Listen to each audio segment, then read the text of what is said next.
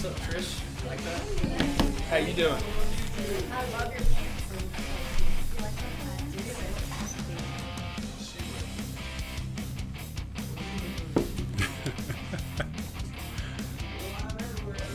All right, very good. All right, good morning. I am Shannon Wheeler, president of Premier Mortgage Group, and I'm so glad to be here with everyone for the morning grind. How's everybody doing?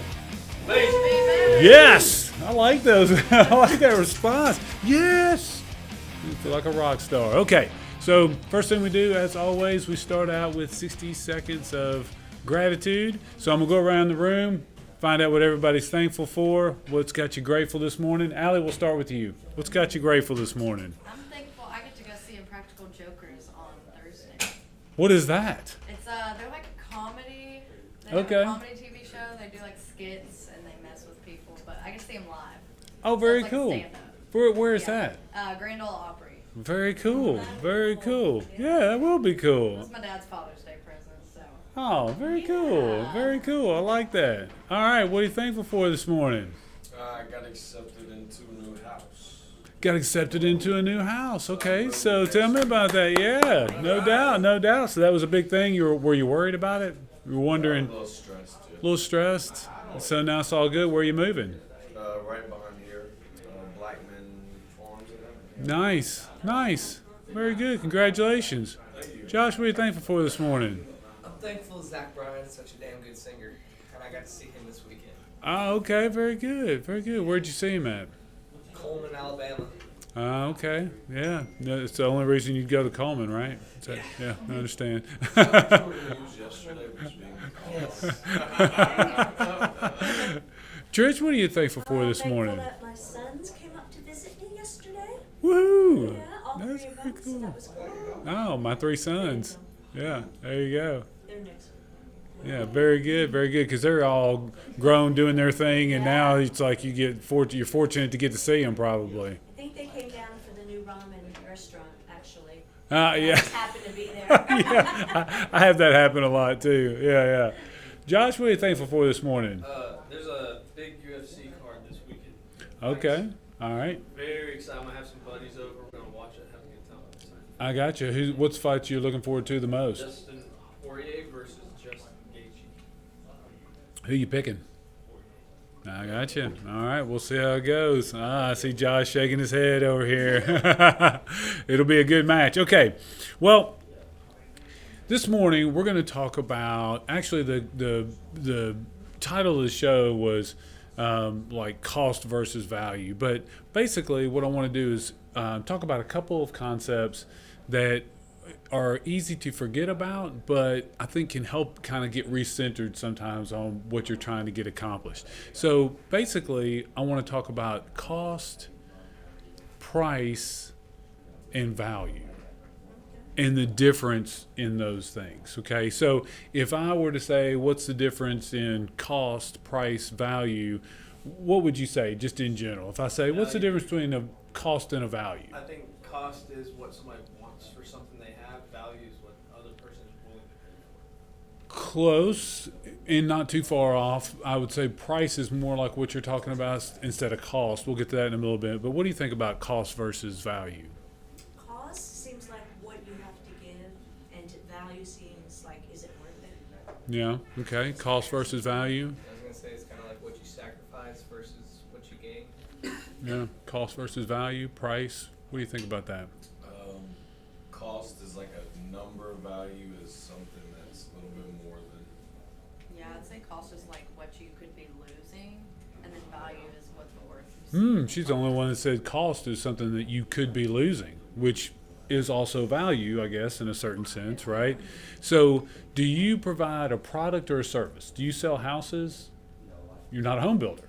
So, do you provide product or a service? Service.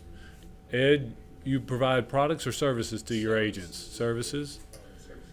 Okay, all right. So, what I would ask you to look at is the first thing, which is cost. So we're in a capitalist society. We're in a free market economy. This is what we're doing. We're providing value and cost. This is what our lives are made of. Whether you're in Ed's chair or Trisha's chair, or you're an accountant or you're a politician, no matter where you are in that whole scale, that's really what it boils down to. Cost, value, price. That's how we operate in society. So in our American society, economically speaking, of course, that's kind of what we're talking about. So the first thing to understand is cost. So if you all provide services, the first thing is to provide that service, it came with a cost. So your cost, and I know how you meant it there is an interesting way to look at that, but in this context, we're going to say cost is the value, the amount that it took to provide that product or service, right? So you provide services, right? Have you experienced any cost in providing that service? So for you to be able to walk into the office and say, I'm Josh Harrell, I am a realtor, I am and I'm here to help you find a new place to live or sell your house, whatever the case may be. Has there been any cost in you being able to provide that service? Mm-hmm. Okay, so what does that cost? All the time that you have to take in testing and all the, like. What would you estimate that cost is? It's 9. I can tell you Walmart knows how much that t-shirt costs that you're going to pay them Yeah. $17 for or I was gonna say whatever. it's 90 hours, and the amount of money that I can produce in 90 hours is probably like close to, who knows, it could be upwards to 20 grand. Yeah, well, just think, you got your hard costs, you got your training costs, you got your time, like all of those things go into what it's cost you to provide that service, right? So that'd be the first thing, would be the cost. So whenever you find yourself in a situation where you find a challenge between what these things are cost, what your value is, and sometimes people will treat you in this business and in other service businesses like you just have no cost whatsoever they're trying to reduce you to a price, right? Instead of recognizing the cost and the value. So nobody ever walks into Walmart, looks at a shirt and says, oh, you know what, they only got 37 cents in this thing, I'm not going to pay it. You don't do that, right? But people tend to want to do that to service professionals if you're not careful. So you have to safeguard that. The first thing is you have to understand how much cost you've experienced in getting to this point where you can be a professional, right? Why would you think somebody would just dismiss you quickly as a professional? Well, if you just rolled out of bed this morning and you just walked in and didn't have 4 years making prospecting calls and licensing and however much time you've got in continuing education and all those things, you've got to communicate that to them or they just don't understand. So that's the cost. So the second thing is price. And price is the financial reward that you get for providing the product or service. Okay, so that's going to be whatever your commission rate is for providing that service. I will help you find a new home, and the cost is what I've done to get myself prepared to do that for you. The price that you're going to pay is going to be X. That's going to be the price. These things have to all line up: price, value, cost. And so that's going to be the price. Now, the price that you set is going to be dependent on the perceived value, right? So that's the last part of the quadrant, which is value. And when I say value, what do you think value means? What is value? I feel like a little bit of what you can benefit from it. Like what you can benefit from something, what you're going to receive. Okay. Ed, what would you say is value? Like when you are dealing with your agents and you're helping provide services for them, when is it that you say, you know what, that's a value? Like that I provide, Mm-hmm. that they provide. Just an appointment, I guess. Okay. Value. What do you think value means to you in this case? Trish, Repeat the question. what does value mean in this case, in real estate sales like this? Your cost is getting your license together. The price that the customer pays is going to be the rate that commission that they pay for your service. But what is the value? I don't know. The value is what the customer believes that service or product is for them. Right? That's the value. So if a customer says, you know what,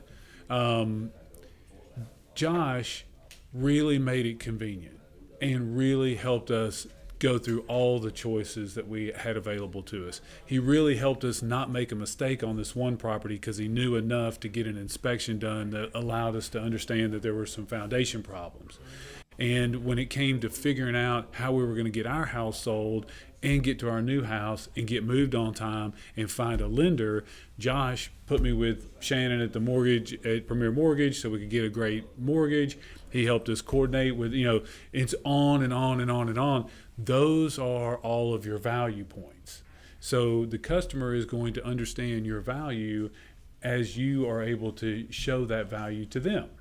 Okay, so if you are going to cut corners, or if you are going to not do the very best that you can, or if you're not going to put in your side of the equation, then if you find customers are not seeing your value, well, that's where you need to ask yourself what you could be doing differently.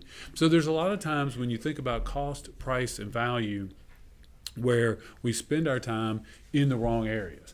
And I know for myself, I've spent time sometimes on cost, where I'm just trying to get everything the least expensive I can to be able to provide for the customer. But if you spend too much time there, then the customer starts to lose the value. And you can't just there's no future in being just the least expensive person in town. That's not really the way to get to the value if you're not able to deliver value because you've taken so much out of the process.